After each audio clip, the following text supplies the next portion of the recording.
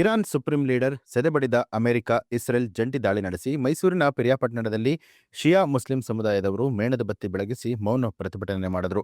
ಪಟ್ಟಣದಲ್ಲಿ ಶಿಯಾ ಮುಸ್ಲಿಂ ಸಮುದಾಯದವರು ಕಪ್ಪು ಉಡುಗೆ, ಕಪ್ಪು ಪಟ್ಟಿಯನ್ನ ಧರಿಸಿ ಖಮೇನಿ ಭಾವಚಿತ್ರವನ್ನ ಹಿಡಿದು ಮೆರವಣಿಗೆ ನಡೆಸಿದ್ದಾರೆ. ಇನ್ನು ಈ ಕುರಿತು ಸುದ್ದಿಗಾರರೊಂದಿಗೆ ಮಾತನಾಡಿದಂತಹ ಪ್ರತಿಭಟನಾಕಾರರು ಖಮೇನಿ ಸಾವಿನ ಸುದ್ದಿಯಿಂದ ಕಣ್ಣೀರನ್ನು ಹಾಕಿದ್ದು ಈ ಯುದ್ಧ ಅಗತ್ಯ ಇರಲಿಲ್ಲ, ಆದರೆ ಇಸ್ರೇಲ್ ಅಮೆರಿಕ ಶಾಂತಿ ಮಂತ್ರ ಹೇಳುತ್ತಾ ಧ್ವಂಸ ನೀತಿಯನ್ನ ಅನುಸರಿಸ್ತಾ ಇದ್ದಾರೆ. ನಮ್ಮ ಹೋರಾಟ ಮುಂದುವರಿಯುತ್ತೆ ಅಂತ ಹೇಳಿ ಅಮೆರಿಕ ಅಧ್ಯಕ್ಷ ಡೊನಾಲ್ಡ್ ಟ್ರಂಪ್ ವಿರುದ್ಧ ಪ್ರತಿಭಟನಾಕಾರರು ಆಕ್ರೋಶ ವ್ಯಕ್ತಪಡಿಸಿದರು. ಇನ್ನು ಪ್ರತಿಭಟನೆಯಲ್ಲಿ ಶಿಯಾ ಸಮುದಾಯದ ಮುಖಂಡರು, ಯುವಕರು ಭಾಗಿಯಾಗಿದ್ದರು.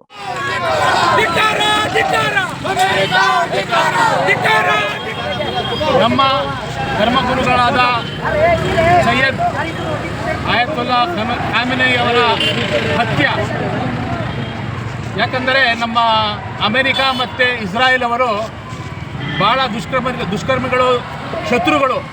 ಅವರು ನಮ್ಮ ಗುರುಗಳಾದ ಸೈಯದ್ ಖಾಮೆನಿ ಅವರಿಗೆ ಕೊಂದಿದ್ದಾರೆ, ಹತ್ಯೆ ಮಾಡಿದ್ದಾರೆ. ಅದರ ಪರವಾಗಿ ನಾವೆಲ್ಲರೂ ಒಂದು ಪ್ರೊಸೆಷನನ್ನು, ಮೌನಾಚರಣೆಯನ್ನು ಮಾಡ್ತಾ ಇದ್ದೀವಿ. ಜೈ ಹಿಂದ್, ಜೈ ಕರ್ನಾಟಕ ಮಾತೆ. ನಮ್ಮ ಹೆಸರು ಮೀರ್ ಕಿಫಾಯತ್ ಅಲಿ, ಶಿಯಾ ಸಮುದಾಯದ ಅಧ್ಯಕ್ಷರು. ಇದು ಮೆರವಣಿಗೆ ಮಾಡಲಿಕ್ಕೆ ಕಾರಣ ಏನಂದರೆ ಮೌನಾಚರಣೆ ನಡೆಸ್ತಾ ಇದ್ದೀವಿ. ಶಿಯಾ ಸಮುದಾಯದ ಆಯತುಲ್ಲಾ ಖಾಮೆನಿ ಅವರು, ನಮ್ಮ ಧರ್ಮಗುರು ಆದಂತಹ ಆಯತುಲ್ಲಾ ಖಾಮೆನಿ ಅವರು ಇವತ್ತು ಮರಣ ಹೊಂದಿದ್ದಾರೆ.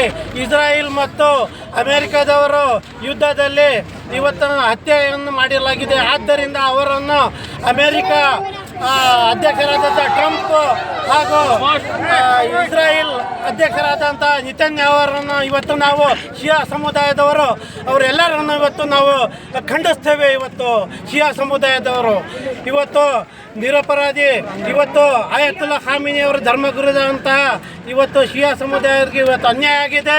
ಇವತ್ತು ದೇಶಕ್ಕೆ ಇವತ್ತು ಅನ್ಯಾಯ ಆಗಿದೆ. ಇವತ್ತು ಟ್ರಂಪ್ ಹಾಗೂ ಈ ಇಸ್ರಾಯೇಲ್ ಅವರನ್ನು ನಾವು ಶಿಯಾ ಸಮುದಾಯದವರು ಹಾಗೂ ಸುನ್ನಿ ಸಮುದಾಯದವರೆಲ್ಲ ಸೇರಿ ಇವತ್ತು ಅವ್ರಿಗೆಲ್ಲರಿಗೂ ಖಂಡನೆಯನ್ನು ಮಾಡ್ತಾ ಇದ್ದೇವೆ.